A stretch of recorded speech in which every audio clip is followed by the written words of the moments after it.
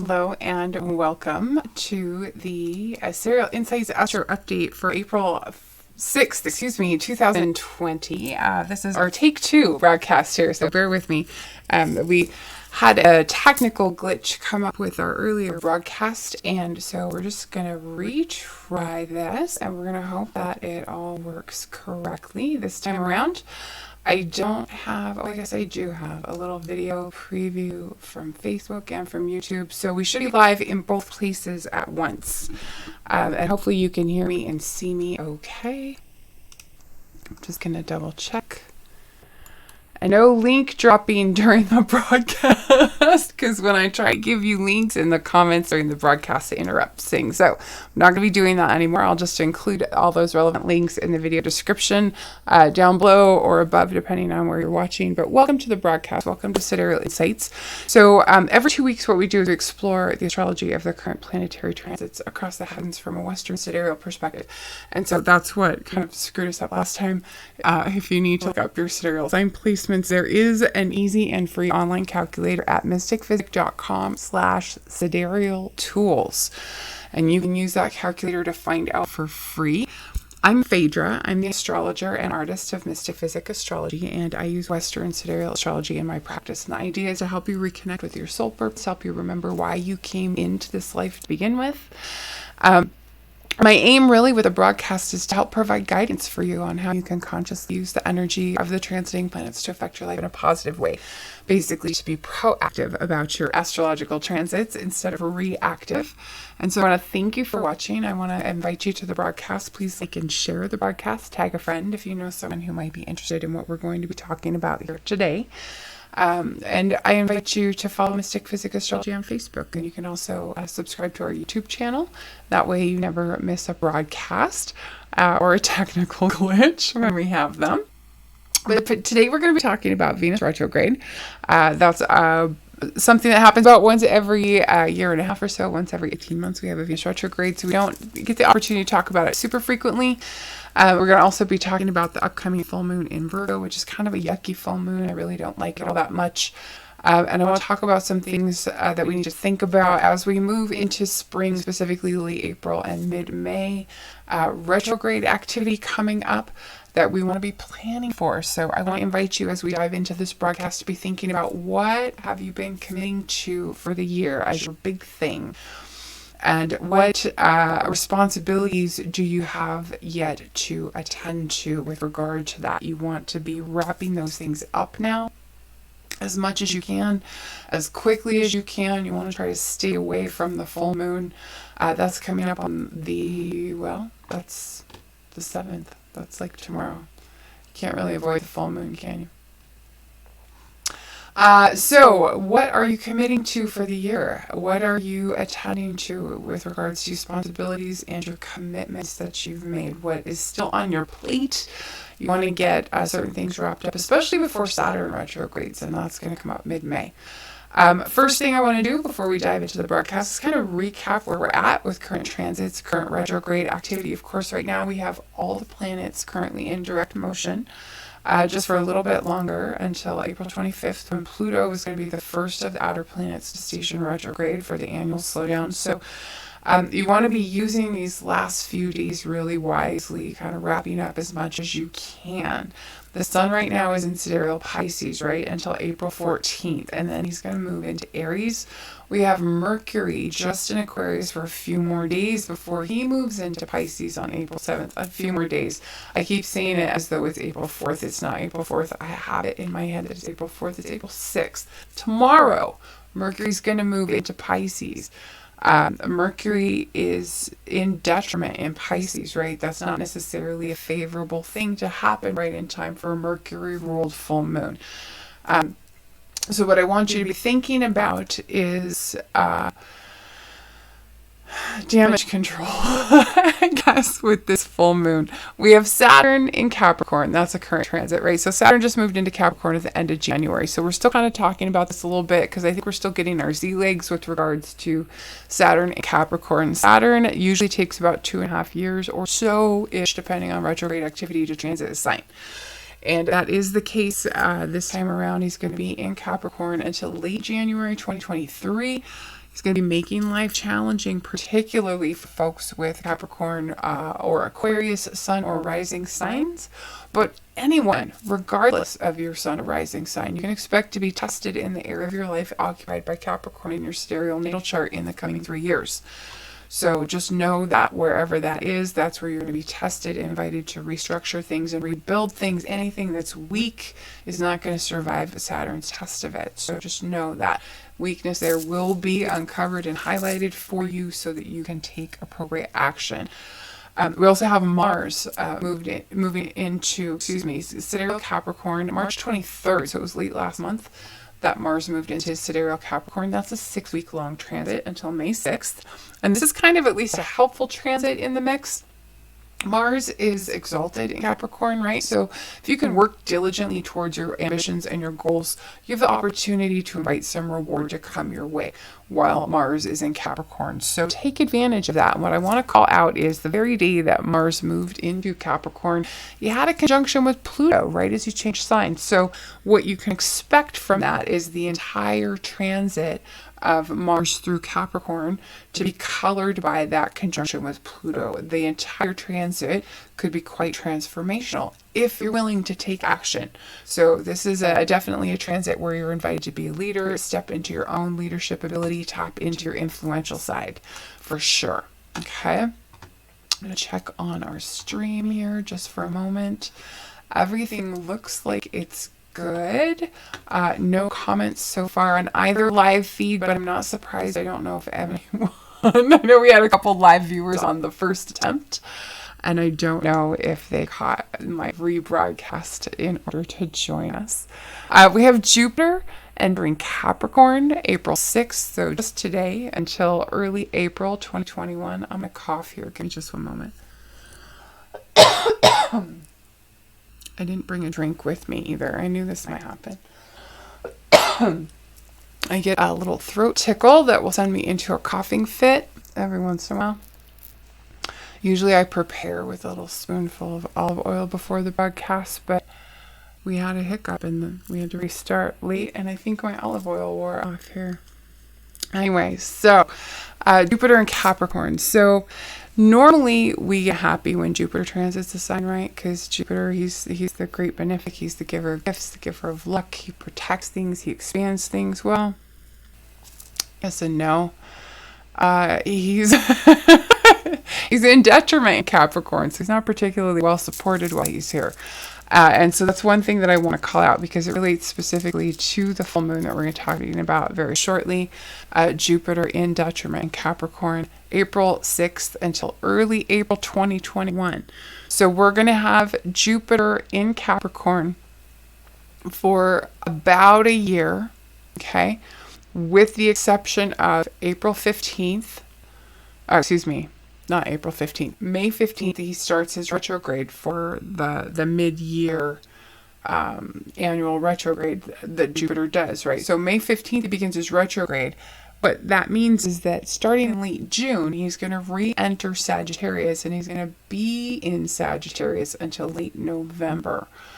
Okay, so we have this period of time where Jupiter's going to be in Capricorn briefly. He's going to begin to retrograde. He's going to go back into Sagittarius. Then after he stations direct, he's eventually, towards the end of the year, going to re-enter Capricorn. And so what that means for us is that we'll get kind of a little bit of a taste of what Jupiter and Capricorn is about here in these coming weeks until, let's say, late June. And then we'll get a bit of a reprieve from whatever that is. But we'll get kind of a heads up as to what that transit is going to be about in these weeks. When Jupiter moves back into Sagittarius, that's going to give us kind of this one last opportunity to redo anything that still needs redone related to activities involving the house that Sagittarius occupies in your sidereal natal chart. So keep that in mind. Even as Jupiter's moved into Capricorn, if there's unfinished business related to your Sagittarius house, you're going to have an opportunity to wrap up and deal with that unfinished business later on in the year. So don't write off completely. Know that you'll have the chance to come back and attend to those things. We have Venus in Taurus. So Venus in Taurus until August 2nd. This is an extraordinarily long transit for Venus due to her retrograde, right? Usually Venus spends about 3.5 weeks or so in a sign. She rules Taurus, which is helpful because she's strengthened when she's in Taurus. However, with the retrograde, what you need to know is that it's not a good time for Venus-ruled activities. So, a little bit about what that means.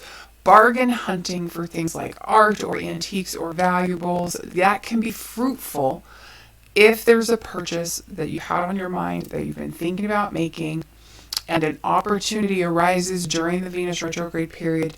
You could safely take advantage of that opportunity. That sort of a purchase can be fruitful. If you've had it on your mind for some time, you may get a good deal.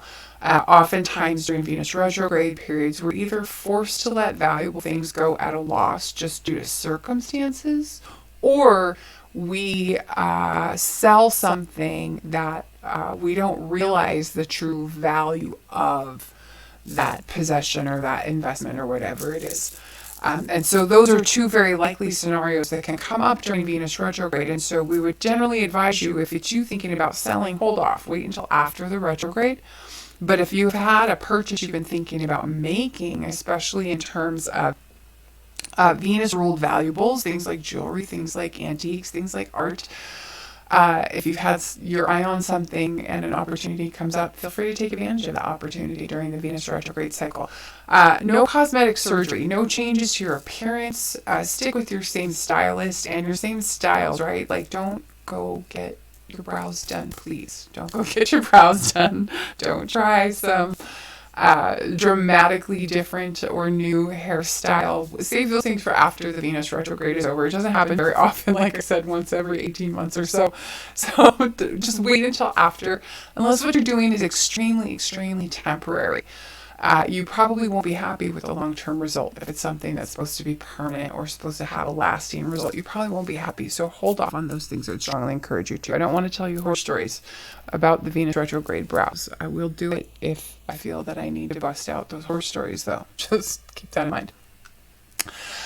So like I was saying, no cosmetic surgery, no changes to your appearance. Sometimes during Venus retrograde cycles, we can reconnect with past lovers. But I wouldn't recommend beginning a new love affair during a Venus retrograde cycle. And the reason for that is when you meet someone under Venus retrograde, she's not in a strong place to give you her full support. And so what happens then is you don't really get a clear picture of that person until after Venus has returned to direct motion. So it may be as simple as you're seeing them through rose-colored glasses, right? And so it's not a good time to be making long-term commitments, to be initiating new romantic relationships. Wait to do those things until after. Use Venus retrograde, play the field if you want to, if that's your thing, but don't make a commitment during a Venus retrograde cycle. Unless it's with someone that is coming back from your past, someone that you wanted to reconnect with and recommit with.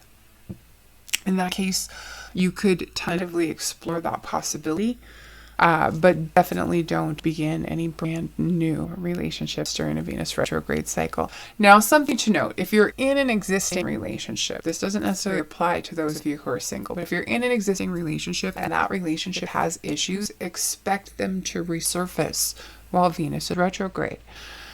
You might need to take this time really to reassess whether your relationship is worth sustaining in the long run, right? So be aware if there's issues, Venus retrograde will highlight them. She's going to bring them up for your attention. And really the idea is you want to deal with them. You want to deal with them in the most healthy and permanent way possible so that these themes don't rebound down the road later on for you. Okay. Now, also something to note, during Venus's retrograde, she's actually going to enter the shadow of her retrograde on the 9th. That's why we're talking about this now. The 9th of April, she enters her retrograde shadow. You have through the end of April or so to wrap up Venus-ruled activities But beginning early May, I would start staying away from Venus ruled activities if you can. And definitely once she retrogrades, I believe it's May 13th is the day that she stations retrograde. You're going to want to avoid Venus ruled activities pretty much at all. Now, on the 2nd, so just a few days ago, Venus went out of bounds in her travel. And so we're going to have this out of bounds business flavoring the retrograde as well. Okay. So let's talk for a minute about Venus out of bounds. This is where we can get really, really excited and turned on by and attracted to unusual beauty, stuff that's not mainstream attractive, unusual relationships. We may find ourselves more likely to enter into unusual relationship arrangements, eccentric art, eccentric people we tend to be attracted to, the avant-garde, fashion, jewelry, anything that is a little bit weird and not so much mainstream pretty. Those are the types of things we tend to find more attractive and be more attracted to and appreciate more while Venus is out of bounds. Now, business-wise, this also has an effect, and it's something that I think it would be wise for a lot of businesses to be cognizant of right now, of course, considering what we're going through globally with COVID-19. Business direction can take a turn for the unusual and the creative during Venus retrograde. And in a situation like what we're going through now, that can be beneficial to you. What it means is that outside the box thinking can be profitable when Venus is retrograde. And so what that means is, say for instance, like the current circumstances we are facing as business owners, if you can be a little bit creative about how to meet the changing or new needs of your market, you can turn these new circumstances into an asset for you. However, just know that those changing circumstances, because we're talking about a retrograde cycle, those changing circumstances may be territory. So the profit potential may be short-lived. It may be time determinate. But it's there, and a little creative thinking on your part as the business owner, a little creative strategizing, and you can potentially turn an unusual set of circumstances into a short-term profitable business experience. So keep that in mind. But like we're saying, with Venus retrograde coming up, entering the shadow April 9th, she's going to station retrograde, yes, May 13th through June 26th. And she will finally leave the retrograde shadow July 28th. What that means is that you want to wrap up Venus-ruled activities now. Venus-ruled activities, of course, have to do with beauty, money, business, love, partnership matters. Wrap those things up this month before the retrograde gets underway, May 13th. Use April to your advantage. What that also means is don't go starting a whole new business venture during the retrograde, right? Because Venus rules business and she rules money, and you're going to want her full support behind any new business endeavor that you start. This is a better time to reevaluate things. Venus retrograde is a cycle for reevaluating your priorities, your personal and business values, your relationships. It's time to get clear about what's really important and what isn't, and to look for those things that you need to let go of or clear out that are no longer important to you. Valuables that you may be ready to cash in on or sell off. Things that represent values you no longer hold. So you want to use the retrograde cycle to identify what these things are, and then when the retrograde is over, that's when you want to cash in your investments or sell off whatever possessions it is that you've identified that just don't serve any purpose for you any longer, but that still holds some sort of value.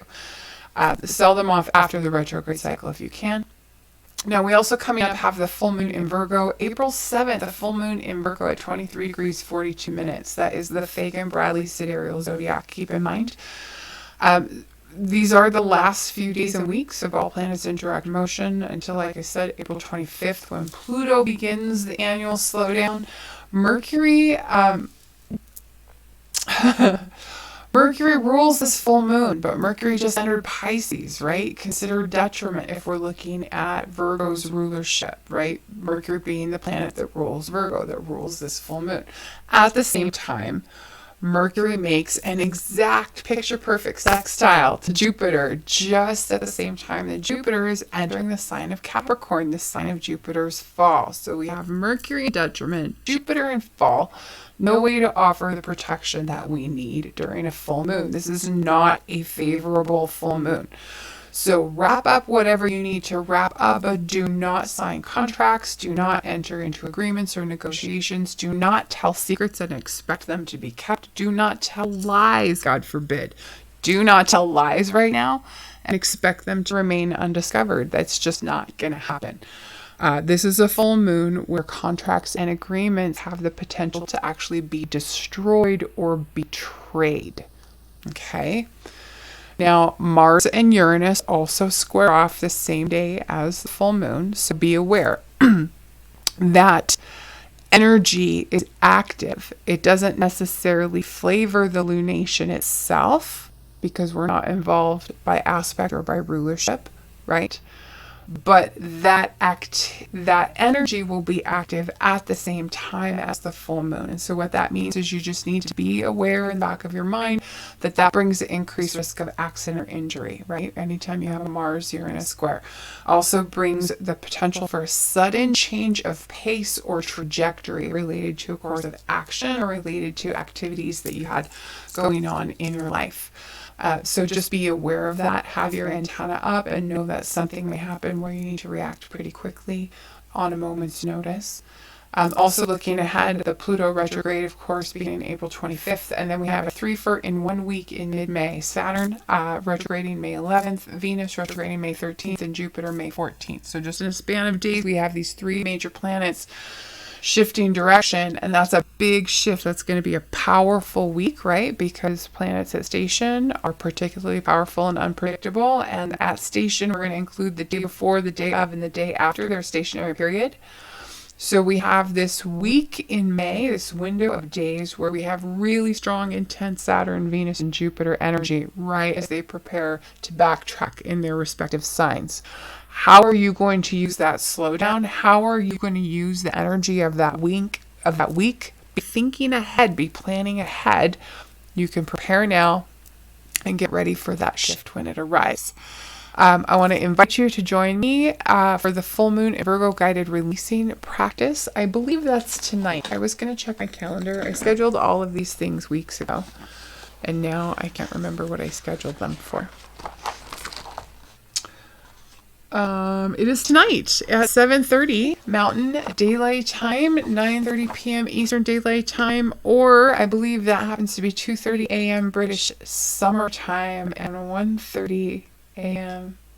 1:30 a.m. 1:30 p.m. Australian Eastern Daylight Time. I'll get it down eventually, but that's going to be in the Sidereal Insights Astrology community here on Facebook. You can join me live for that. I also want to invite you to subscribe to the Mystick Physick Astrology YouTube channel. Just hit that subscribe button, and if you click on that notification bell, you will never miss a broadcast.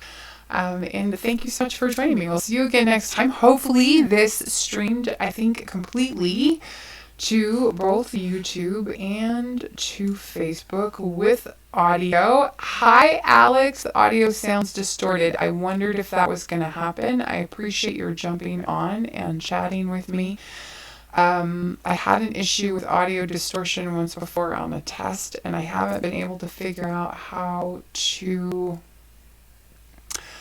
get it to be consistent each broadcast. Let me check in Facebook.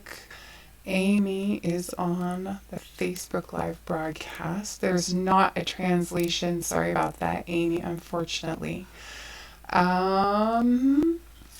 Thanks everyone for joining me live. It's very, very nice to have you on. It's nice to be able to live stream in both places. It may be how we have the equipment set up that's affecting the audio streaming on YouTube. But thank you all for joining me, and we'll see you again later this evening. And hopefully without any audio distortion, because it'll just be one live feed. Thank you so much. Bye-bye.